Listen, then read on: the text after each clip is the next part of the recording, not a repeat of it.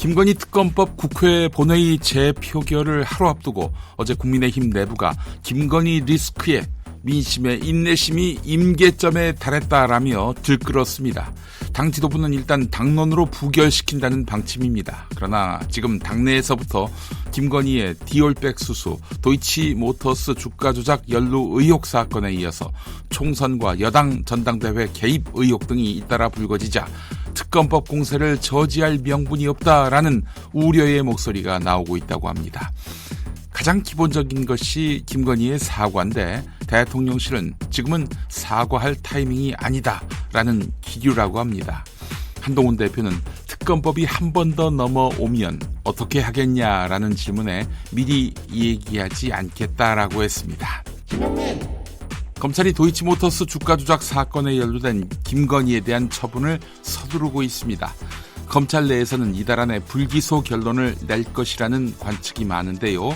주가 조작과 관련해 검찰에서 나올 수밖에 없는 김건희에 대한 불리한 증거들이 JTBC를 통해 연일 보도되고 있어요. 현재 서울중앙지검 지휘부와 갈등을 빚고 있는 일선 수사팀의 저항 의지로 해석할 여지가 있습니다.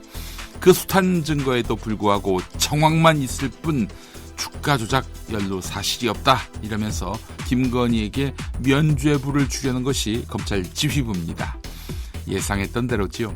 국회 법사위는 오는 18일 서울중앙지검, 오는 21일 대검찰청에 대한 국정감사를 벌입니다.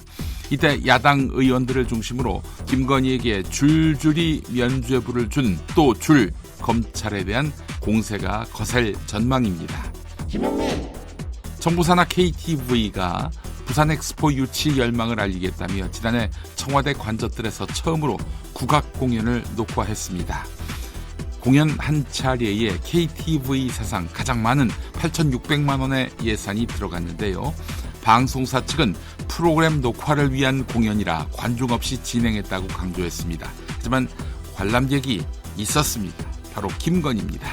KTV는 뒤늦게 김건희가 갑자기 들르게 된 것이라고 해명하고 있지만 공연 관계자들은 행사 전 이미 대통령 내외가 관람하는 이른바 VIP 행사라고 전달받았고 당일엔 김건희만 왔다고 했습니다.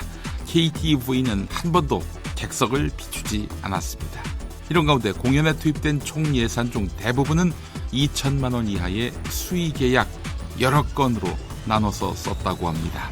계약한 이들이 김건희와 어떤 관계인지 그거 살펴봐도 빅재미일 것 같습니다.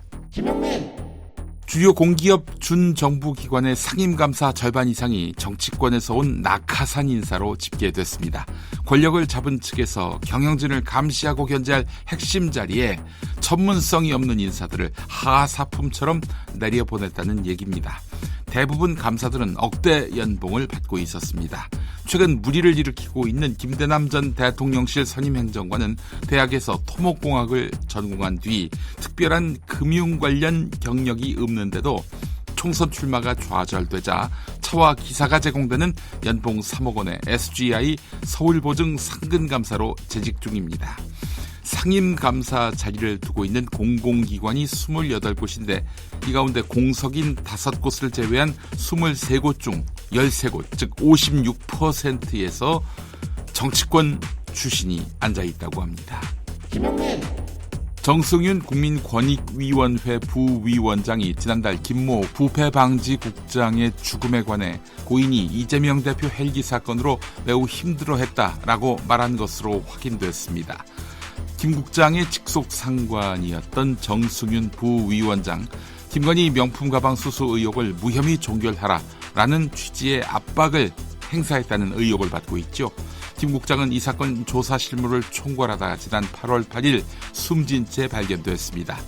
유족은 고인의 유서에 이재명 대표 헬기 사건에 대한 언급이 없다며 김 국장의 죽음과 관련이 없다고 밝혔습니다. 게다가 김 국장이 힘들어한 것은 김건희 명품 가방 종결건이었다고 했습니다. 그러니까 정승윤 책임이 매우 크지요?